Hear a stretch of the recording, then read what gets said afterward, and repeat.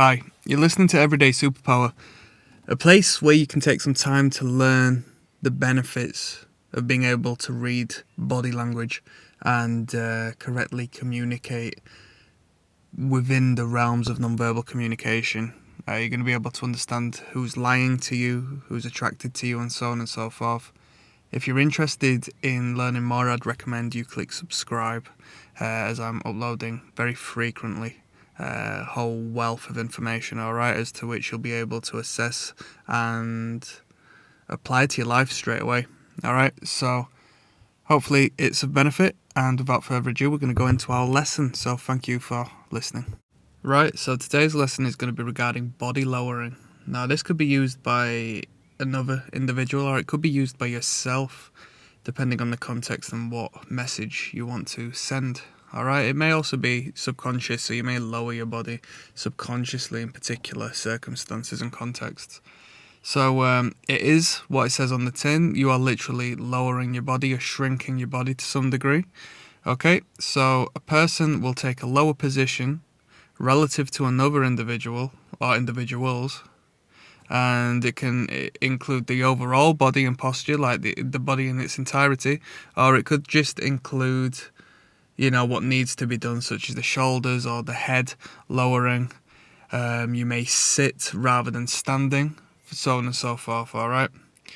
So it signals a desire to shrink for whichever purpose. It may feel uncomfortable at that moment in time to stand boldly and tall. Okay, so you might be in the presence of some sort of authority figure where you may feel submissive and put in a position to do so, or you may do so consciously to ensure that the boss knows their place and you don't sort of step on an individual's toes, alright? If you are thinking consciously regarding that, then you've definitely got your head screwed on as far as being able to communicate well and avoid any mishaps in that realm, because it is a smart thing to do. Okay, so when you make yourself smaller around somebody else, perhaps even smaller than them, you relinquish the you relinquish the dominance to that individual.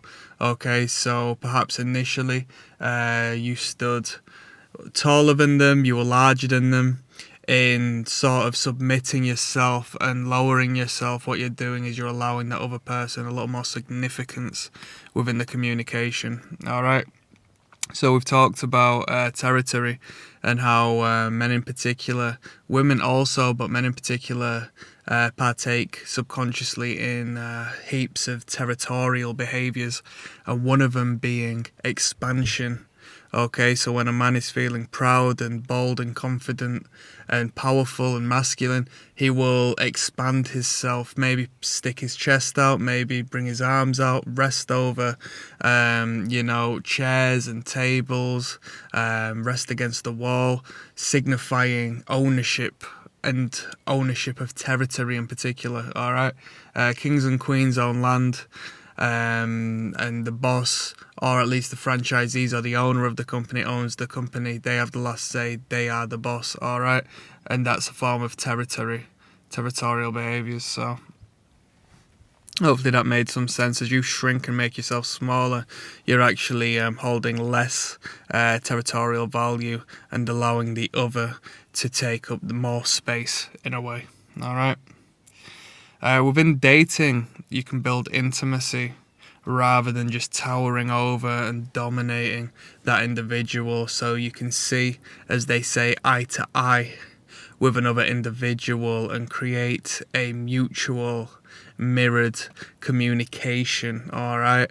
Which, when it comes down to that, they'll see something that they really like in you, and that's themselves. Okay, it's a key aspect to getting along and building rapport with people.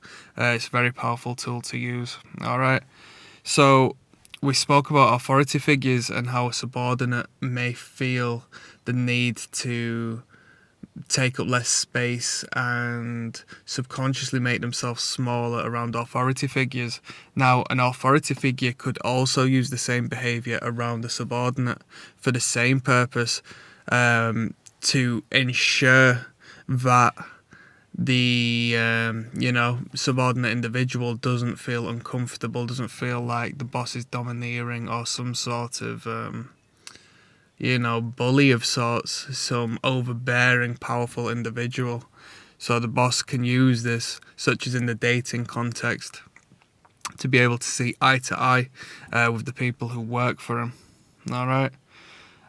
Waiters and waitresses do this. They will kneel by the table to discuss the order and so forth, rather than standing whilst the two individuals or the individual or the table of individuals are sitting down to eat. So they're not putting themselves in a position of authority. They're actually kneeling down and getting themselves down onto the floor in a position of submittance to say, I'm like you. And in doing so, we don't necessarily have the tipping over here, but I'm sure in America and so on and so forth, it's a powerful tool to utilize when building that rapport and building financial income in that particular realm. It allows you to fly under the radar, okay, as it attracts less attention.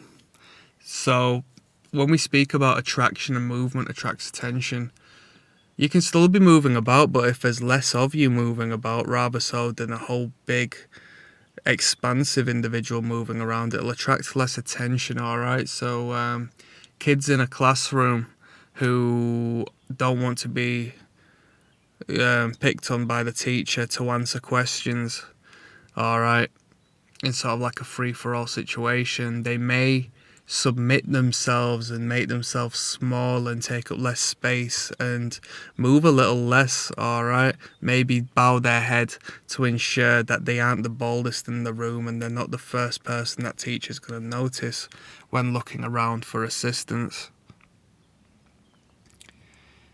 It could be considered a flight response to some degree, such as it's stating, don't see me as a threat. I'm not a threat because I'm small, and in particular, I'm making myself smaller for you in the, space of yours. In a way, we're not talking about literal behaviours here, more so of a cluster of behaviours, okay? But the bowing of the head is a submissive act which says, don't look at me as a threat. I don't see you as a threat for a start, because I'm going to take my eyes off of you momentarily to ensure I'm confident in you, and I'm also going to put myself in this submissive, downwards facing position for the sake of you. Right? So, just to finish, status and dominance are closely related to the relative height of individuals. This is a very primitive point to prove, alright? If you are to look at the presidents, or if you are to look at people in powerful organisations, a lot of them can be taller than average. There is a running theme. Not only are they men, which is quite problematic in the world we live in today, quite a political point to make, but they are tall men. Okay, because it does run alongside a primitive dominance and status, which is hardwired into us since the dawn of man, essentially. As naturally you take up more position, you're more territorial, you have the potential of being more physically powerful, and what that does is renders those around you perhaps more than often in this submissive state. Anyway, this has been a brief talk on body lowering and individuals such as me and you, who may shrink ourselves from time to time in the face of an authority figure. Now, this can be subconscious or it could be conscious, alright? If you are to do this consciously, then, I think that's a brilliant thing.